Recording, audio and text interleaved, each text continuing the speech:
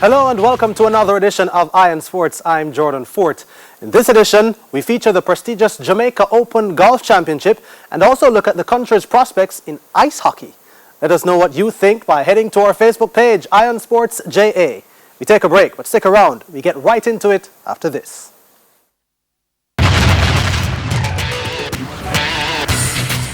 Welcome back to Iron Sports. Now, the Jamaica Open Golf Championships is currently underway, and our reporter Spencer Darlington is there, and he caught up with a few of the main contenders at the Half Moon Golf Course. Thank you very much, Jordan. And as you join me, I'm here at the Half Moon Golf Club. I've been joined by Mr. Peter Chin, President of the Jamaica Golf Association. And on my right is Mr. Fred Funk, a 9-time PGA champion. And we'll be hearing so much more from these two gentlemen. Mr. Chin, let me start with you, sir. Good evening and welcome. Thank you very much. Thank you very much. Big time here for local golf, the Jamaica Open 51st staging. What exactly does a tournament of this magnitude mean for the sport in Jamaica? This is great for us. One, it is going to help the development of golf, popularity, and also for sport golf tourism, because we have a field of over 100 players, and most of them are from overseas. So it's very, very good for both from a golf tourism standpoint and also for the development of golf in Jamaica. Mm-hmm. There was a time ago when the tournament took, I think, a 10-year break, but since its return on the local calendar, how have things progressed? How has it evolved in your estimation? Well, as usual, golf is not the easiest sport to get sponsorship for.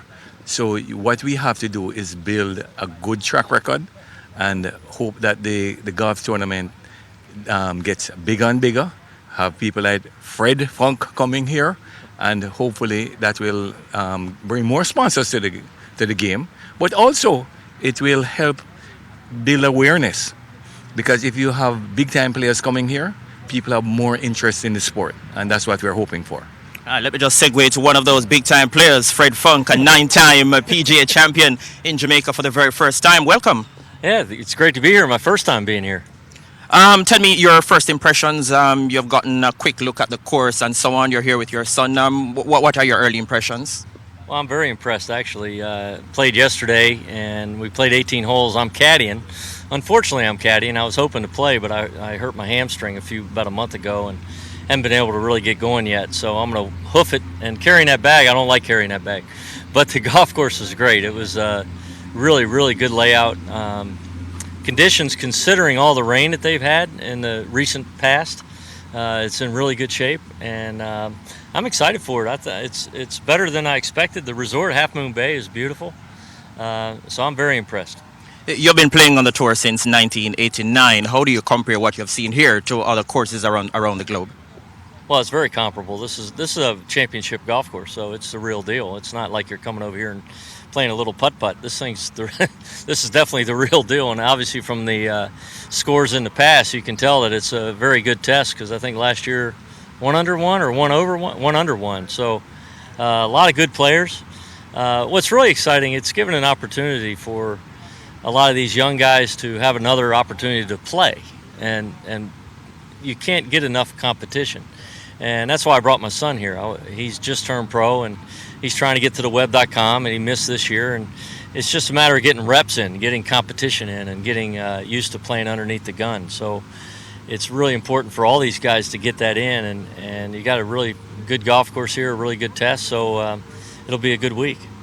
Let me just get back to the JGA president, Peter Chin. Sir, you have spoken about how this tournament, a tournament of this magnitude, can aid sports tourism, and we have seen where several other disciplines have spoken about it, have tried, but we haven't seen much. How exactly can this help sports tourism, and what do you expect the JGA to do to use this tournament to propel that initiative? Let me tell you, the more players come here and realize the type of courses we have, as Fred said, we have some real championship courses in Jamaica.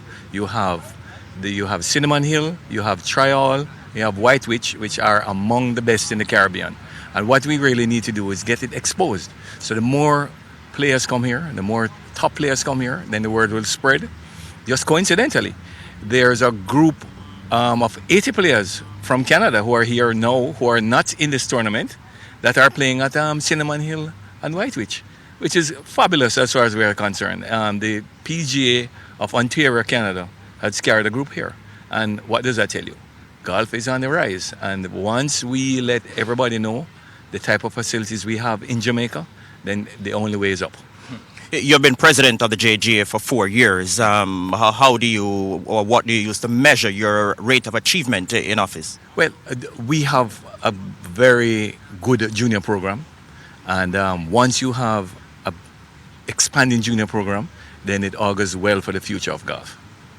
Let me get back to Fred. Your son is here and you'll be his caddy. How important it is your vast experience should really come up big time for him here? Yeah, if he listens. You got to listen first. But he has a totally different game than I do. I never had the power game, and now all these young kids fly at 300 plus yards, and it's just a totally different just way you play, the way you manage yourself around the golf course. And when you have that kind of length, you can take advantage of it when you're really on. And yesterday, I saw it. We had 3 or 4 par 5s that were 570 yards he hit irons into. And I'm not doing that. I'm not even reaching it, much less hitting irons into it. So it's more managing his game and trying to figure out where your misses are and trying to get it in the right spot on the greens. That's really important here on this golf course because a lot of them have, they're not so subtle slopes. They're pretty significant slopes, and the pin placements will be really key on where you're going to try to position your golf ball so you can make some putts. Mm-hmm. The role of the caddy, Fred, can be very, very important in terms of the advice, the guidance, the tips they pass on to the player. Talk to us a little more about that.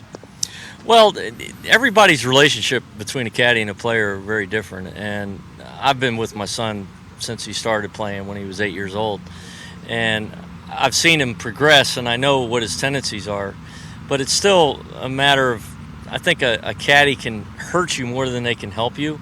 If they're not there when you're under the gun and they're saying the wrong things, or they're giving you bad yardages or bad reads, or they're just not being where you guys are gelling together and really having a camaraderie between each other, and where you get another caddy that gives you a bad yardage, you don't trust them, or they give you a couple bad reads and you go, oh man, what are you doing? I'm not going to listen to you. So yes. Some guys are just bag toters, just keep the bag close to me and I'll do all the work, and other ones really rely on their caddy a lot. Okay, let me get back to Peter. What sort of feedback have you gotten from some of the top golfers who have come in here for this tournament? Let me tell you, the last time we had this event in January, we had less than 70 players.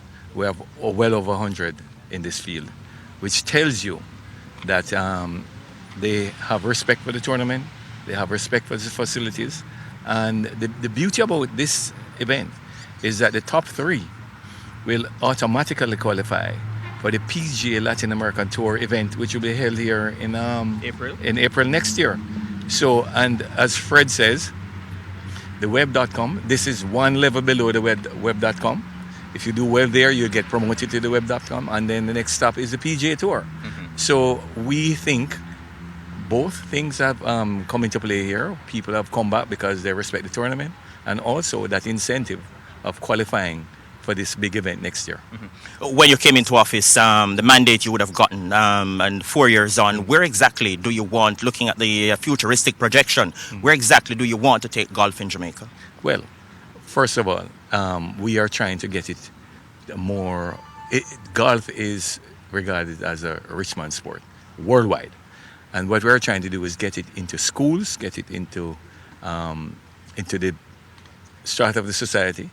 That in Jamaica, we have a lot of talent in athletes. And what's happening in golf now, it's no longer the big fat old men who are playing golf.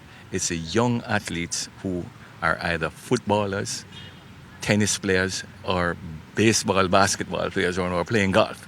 So it's a totally different game now. As Fred said, these guys are hitting it much longer, they are stronger, they are fitter, and therefore it's a different game. And we feel we have, in all other sports, Jamaicans have excelled, and we're hoping that one day we'll find a group of young golfers who will make a mark in the world game. Now I have with me Guy Boris, and he would have won the senior section at the Jamaica Open when it was held here in January. He has played on the PGA Tour, Web.com, and the Champions Tour.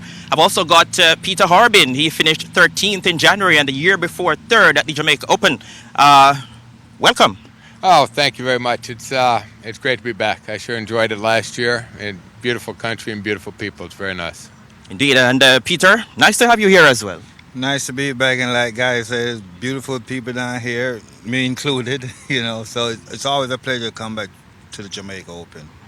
All right, Guy, you've been here a little while now. You've taken a look at the course, the surroundings. You've looked at the field for the tournament. What are your impressions? It seems like the field, I was first year last year, but it's better than last year, so the course looks great. I haven't played it yet. I hit a couple putts on the putting green.